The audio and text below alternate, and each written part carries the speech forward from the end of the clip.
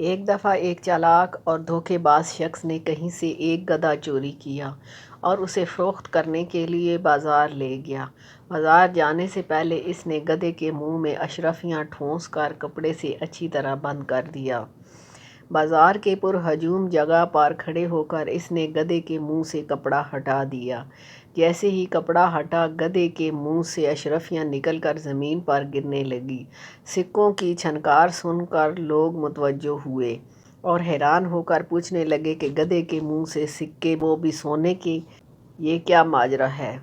دھوکے باز کہنے لگا، بھائیو، یہ ایک عجیب و غریب گدھا ہے اور میں اس سے بہت تنگ ہوں۔ میں جب بھی پریشان یا اداس ہوتا ہوں تو دن میں ایک بار اس کے منہ سے سونے کی اشرفیاں گرنے لگتی ہیں۔ اب تو میرے گھر میں اشرفیاں رکھنے کی جگہ بھی نہیں بچی، اس لیے میں چاہتا ہوں کہ اسے کوئی ضرورت مند اور جانوروں سے پیار کرنے والا تاجر خرید لے۔ لوگوں نے اشرفیاں گرتی ہوئی اپنی آنکھوں سے دیکھ لی تھیں اور باقی کا قصہ سن کر ہر کسی کی خواہش یہی تھی کہ یہ گدھا جتنے کا بھی مل جائے سستا ہے۔ ایک دوسرے سے بڑھ چڑھ کر بولیاں لگاتے ہوئے آخرکار ایک بڑے تاجر نے خدیر رقم کے عوض اسے خرید لیا۔ فروخت کرنے والے نے رقم اور زمین پر گرتے ہوئے سکے سمیٹے اور گھر چلا گیا۔ جس تاجر نے گدھا خریدا تھا وہ فخر سے گردن اکڑاتے ہوئے چلا آ رہا تھا اور اہل محلہ اس کے پیچھے پیچھے چلتے ہوئے اس کے گھر تک پہنچ گئے۔ سارے لوگ مل کر اداس اور پریشان شکلیں بنا کر گدھے کے ارد گرد بیٹھ گئے۔ لوگ گھنٹوں بیٹھ کر انتظار کرتے رہے اور بالآخر وہ سچ مچ پریشان ہو گئے۔ اس دوران گدھا جو کب سے بھوکا تھا، اس نے خوب چارہ کھایا مگر ایک سکہ تک نہ گرایا۔ آخر وہاں سے کسی دانا کا گزر ہوا۔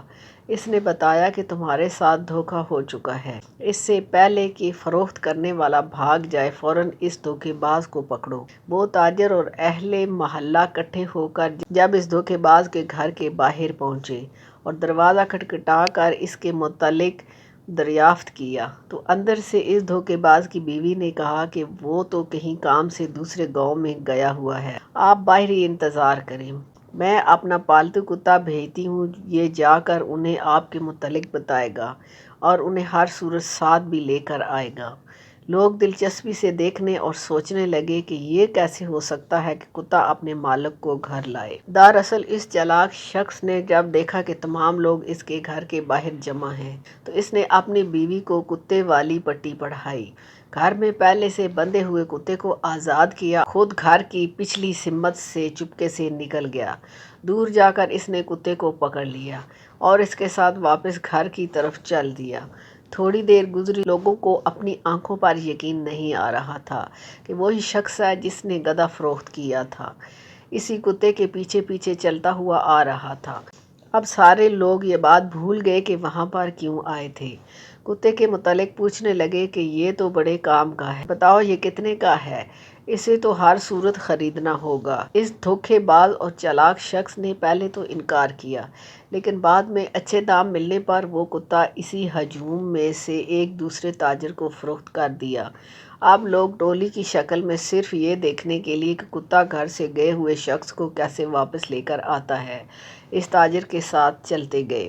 تاجر نے گھر جا کر غلام کو کہا کہ تم ساتھ والے گاؤں جاؤ تاکہ کتا تمہیں ڈھونڈ کر واپس لے آئے۔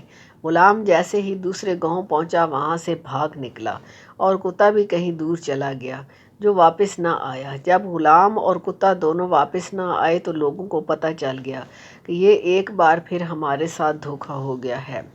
وہ دوبارہ اکٹھے ہو کر جب اس دھوکے باز کے گھر گئے تو وہ ایک بار پھر کتے کے پیچھے خفیہ دروازے سے بھاگ نکلا اور اس کی بیوی کہنے لگی کہ وہ ساتھ والے گاؤں میں کسی کام سے گیا ہوا ہے۔ لوگوں نے کہا کہ آج ہم اس کے گھر کے اندر بیٹھ کر انتظار کریں گے اور یوں دونوں تاجر سمیت ارد گرد کے تمام لوگ اس کے گھر میں بیٹھ گئے۔ کافی دیر جب گزر گئی تو وہی دھوکے باز گھر میں داخل ہوا اور وہاں بیٹھے ہوئے لوگوں کو دیکھ کر چاپلوسی سے کام لیتے ہوئے اس کے سامنے جھک جھک کر آداب بجا لانے لگا اور بیوی سے پوچھنے لگا کہ میرے خاص مہمانوں کی تکریم میں تم نے کیا کیا؟ ان مہمانوں کو کچھ کھانے پینے کو دیا یا بھوکا ہی بٹھایا ہوا ہے؟ وہ لوگ دل ہی دل میں شرمندہ ہونے لگے کہ ہم جیسے دھوکے باز سمجھ رہے ہیں، وہ تو بڑا سخی اور مہمان نواز بندہ ہے۔ اس کی بیوی نے انکار سے سر ہلاتے ہوئے کہا کہ ان فضول اور فالتو لوگوں کو کون اپنا مہمان بناتا ہے؟ میں نے تو انہیں پانی تک نہیں پوچھا۔ یہ سن کر وہ شخص غصے میں پاگل ہو گیا اور جیب سے ایک خنجر نکال کر بیوی کے پیٹ میں گھونپ دیا۔ فوراً لہو بہہ نکلا اور اس کی بیوی لہرا کر نیچے فرش پر گر گئی۔ وہاں بیٹھے ہوئے لوگ اسے برا بھلا کہنے لگے کہ ہمارے پیسوں کو تو رہنے دو، لیکن تمہارے لیے اپنی بیوی کو قتل کرنا کہاں کی دانش مندی ہے؟ وہ چالاک اور دھوکے باز کہنے لگا، آپ لوگ فکر نہ کرو، یہ ہمارا روزانہ کا کام ہے۔ میں اسے غصے میں آ کر قتل کر دیتا ہوں اور اس سینگ سے زندہ بھی کر دیتا ہوں۔ یہ کہتے ہوئے اس نے دیوار پر ٹنگے ہوئے کسی جانور کے بڑے سے سینگ کی طرف اشارہ کیا۔ پھر وہ سینگ اتارا اور مری ہوئی بیوی کے پاس بیٹھ کر سینگ کو منہ میں دبا کر سپیروں کی طرح جھوم جھوم کر پھونک مار کر بجانے لگا۔ تھوڑی دیر بعد وہی مقتولہ جو کچھ دیر پہلے سب کے سامنے خنجر کے وار سے ہلاک ہو چکی تھی، اپنے زخم پر ہاتھ رکھے ہوئے اٹھ کھڑی ہوئی۔ تمام لوگ حیرت زدہ رہ گئے کہ ایک بار پھر وہ سب یہ بات بھول کر یہاں کیوں آئے تھے، اس سینگ کو خریدنے کے در پہ ہو گئے۔ دھوکے باز نے بولی بڑھانے کی خاطر کہنا شروع کر دیا کہ طلسماتی سینگ پوری دنیا میں ایک ہی ہے جو صرف میرے پاس ہے اور میں اسے کسی بھی قیمت پر فروخت نہیں کروں گا۔ کرتے کرتے ایک بڑے تاجر نے سب سے زیادہ رقم ادا کر کے وہ سینگ خرید لیا اور سینگ خرید کر وہ لوگ اپنے اپنے گھروں کو چلے گئے۔ جس نے سینگ خریدا تھا کہنے لگا، میں جو اپنی بیوی کی چیخ چیخ سے تنگ ہوں، آج اگر اس نے لڑائی کی تو مار دوں گا اور رات سکون سے گزار کر صبح سینگ کی مدد سے زندہ کر لوں گا۔ لیکن در حقیقت اس دھوکے باز نے جب اپنے گھر کے باہر لوگوں کو اکٹھا دوبارہ دیکھا تھا تو فوراً منصوبہ بنا کر اس میں اپنی بیوی کو شامل کر لیا تھا۔ لال رنگ کو ایک تھیلی میں ڈال کر بیوی کے کپڑوں میں چھپا دیا۔ پھر ایک خنجر لیا جس کے دستے میں خفیہ خانہ اور ایک بٹن تھا جس کو دبانے سے خنجر کا پھل اپنے دستے میں سے غائب ہو جاتا تھا، اور ایک پرانا بیکار سینگ لے کر دیوار پر ٹانگ دیا تھا۔ خود گھر کے خفیہ رستے سے نکل کر تھوڑی دیر روپوش ہو کر واپس آ گیا اور پھر بیوی کو زندہ کرنے کا ڈرامہ رچا کر بیکار سینگ فروخت کر دیا تھا۔ جس نے سینگ خریدا تو جیسے ہی گھر پہنچا تو اس کی بیوی نے حسب معمول لڑائی شروع کر دی۔ اس نے بے فکر ہو کر خنجر نکالا اور بیوی کے پیٹ میں گھونپ دیا۔ خون نکلا اور تڑپی اور ٹھنڈی ہو گئی۔ اس نے اٹھ کر کمرے میں الٹا دیا اور پوری رات ایسے ہی رہنے دیا۔ صبح اٹھ کر اس نے سینگ کو مختلف طریقوں سے بجایا مگر وہ تو مردہ ہو چکی تھی۔ دھیرے دھیرے اسے اپنی بے وقوفیوں کا احساس ہونے لگا۔ وہ پچھتاوے کے احساس کے ساتھ گھر سے نکلا تو باہر تمام لوگ اس کے منتظر تھے کہ پتہ کریں رات کیا بیتی اور سینگ نے کیا کمال دکھایا۔ وہ شخص دکھ اور شرمندگی کو چھپانا چاہتا تھا مگر کچھ لوگوں نے جب اصرار کیا تو اصل بات اگلوا لی۔ اب کی بار انہوں نے پکا ارادہ کر لیا کہ اس نوسر باز کی کسی بات میں نہیں آنا اور اس کو دیکھتے ہی قابو کر کے ایک بوری میں بند کر سمندر کے سپرد کر دینا ہے۔ سب نے اس پر اتفاق کیا۔ ایک بار پھر وہ لوگ اکٹھے ہو کر اس دھوکے باز کے گھر پہنچے اور اندر جا کر اسے قابو کر لیا۔ بڑی سی بوری میں ڈال کر سمندر کی طرف چل دیے۔ سمندر وہاں سے کافی دور تھا۔ بوری میں بند دھوکے باز شخص کو باری باری اٹھاتے ہوئے وہ سب لوگ تھک گئے تھے۔ سمندر سے نصف فاصلے پر پہنچ کر انہوں نے کہا کہ تھوڑی دیر سستا لیتے ہیں، اس کے بعد آرام سے اسے پانی میں پھینک دیں گے۔ وہ لوگ تھکے ہوئے تھے اس لیے جیسے ہی آرام کرنے کے لیے رکے تو نیند نے آ لیا اور وہ بے فکر ہو کر سو گئے۔ بوری میں بند شخص نے بھوک اور پیاس سے بے حال ہو کر چیخنا چلانا شروع کر دیا مگر وہ تمام لوگ تو خواب و خروش کے مزے لے رہے تھے۔ اسی صنع میں وہاں سے ایک چرواہے کا گزر ہوا تو اس نے دیکھا کہ لوگوں کا جمع غفیر اڑا ترچھا ہو کر سو رہا ہے اور ایک طرف پڑی بوری میں چیخنے والے کی آوازیں آ رہی ہیں۔ اس نے بھیڑ بکریوں کو ایک طرف کھڑا کیا اور آگے بڑھ کر جب بوری کھولی تو اس نے دیکھا کہ اس کے اندر تو کوئی شخص بند ہے۔ چرواہے نے پوچھا کہ ایک شخص تو کون ہے؟ یہ ارد گرد سوئے ہوئے لوگ کون ہیں اور تجھے بوری میں کیوں بند کیا گیا ہے؟ یہ ماجرا کیا ہے؟ دھوکے باز نے کہا، سنو، یہ تمام لوگ میرے خاندان کے ہیں۔ یہ میری شادی سمندر پار ایک شہزادی سے زبردستی کرنا چاہتے ہیں۔ مگر مجھے مال و دولت کی ذرا بھی ہوس نہیں، اپنی چاچا زاد لڑکی سے محبت کرتا ہوں۔ جرحا اس کی باتیں سن کر بڑا متاثر ہوا اور کہنے لگا بتاؤ کیا میں تمہارے کسی کام آ سکتا ہوں؟ دھوکے باز کہنے لگا ہاں ہاں کیوں نہیں، تم میری جگہ اس بوری میں آ جاؤ اور جب شہزادی کے سامنے بند بوری کھلے گی تو پھر تم سے شادی کرنے کے سوا اور کوئی چارہ نہیں ہوگا۔ جرحا یہ سن کر خوش ہو گیا اور ہنسی خوشی اس دھوکے باز کی جگہ بوری میں بند ہو کر بیٹھ گیا۔ دھوکے باز نے وہاں سے چرواہے کی بھیڑ بکریوں کو ساتھ لیا اور واپس اپنے گھر آ گیا۔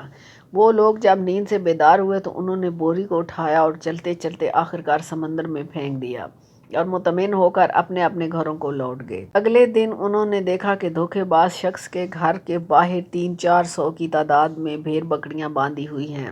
وہ بڑے حیران ہو کر جب وہاں گئے تو دیکھا کہ جس کو سمندر میں پھینک کر آئے تھے وہ تو گھر میں بیٹھا اپنی بیوی سے گپیں لڑا رہا ہے۔ انہوں نے تعجب سے پوچھا کہ ہم نے تو تمہیں کل سمندر میں پھینکا تھا اور آج تم صحیح سلامت اپنے گھر میں ہو اور باہر بھیڑ بکریوں کا ریوڑ بھی ہے۔ وہ دھوکے باز شخص کہنے لگا جب تم لوگوں نے مجھے سمندر میں پھینکا تو وہاں سے ایک جل پری نمودار ہوئی اور وہ مجھے اپنے ساتھ زیر سمندر بنے گھر میں لے گئی۔ وہاں ہیرے جواہرات اور موتیوں سے بنے ہوئے بے شمار محل اور ہزاروں کی تعداد میں مال مویشی تھے۔ جل پری نے مجھے مہمانوں کی طرح رکھا اور میری خوب خاطر مدارت کی۔ وہ مجھ سے شادی کرنا چاہتی تھی اور وہاں کا حاکم بنانا چاہتی تھی، مگر میں نے کہا کہ میری پہلے سے ایک بیوی ہے اور میں اپنے گھر جانا چاہتا ہوں تو اس نے کہا کہ کوئی بات نہیں، اور اپنی طرف سے بھیڑ بکریوں کا تحفہ دے کر کہنے لگی کہ اگر تمہارے علاقے میں کوئی ایسا ہوا جو یہاں کی جل پریوں سے شادی کر کے یہاں عیش و عشرت کی زندگی گزارنا چاہتا ہے تو اسے یہاں لے آنا۔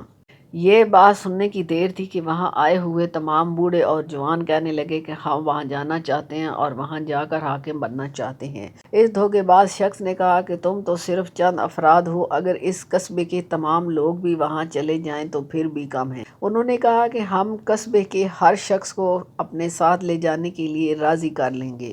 دھوکے باز نے کہا کہ ٹھیک ہے، کل صبح کے وقت سمندر کے کنارے ہر شخص اپنے لیے ایک بوری اور ایک رسی لے کر پہنچ جائے اور ہر شخص ایک دوسرے کو بوری میں بند کرنے میں مدد کرے گا۔ اگلے روز صبح کے وقت دھوکے باز شخص نے سب کو بوری میں بند کیا اور اپنی بیوی کی مدد سے تمام بوریوں کو سمندر میں پھینک دیا۔ اس کے بعد وہ بے وقوفوں کے قصبے کا تنہا مالک بن گیا۔ میرے چینل کو سبسکرائب کیجئے، لائک کیجئے اور شیئر کیجئے۔ میری کہانی آپ کو پسند آئے تو مجھے کمنٹس ضرور کیجئے۔ اسی کے ساتھ اگلی کہانی تک اجازت چاہتی ہوں۔ اللہ حافظ۔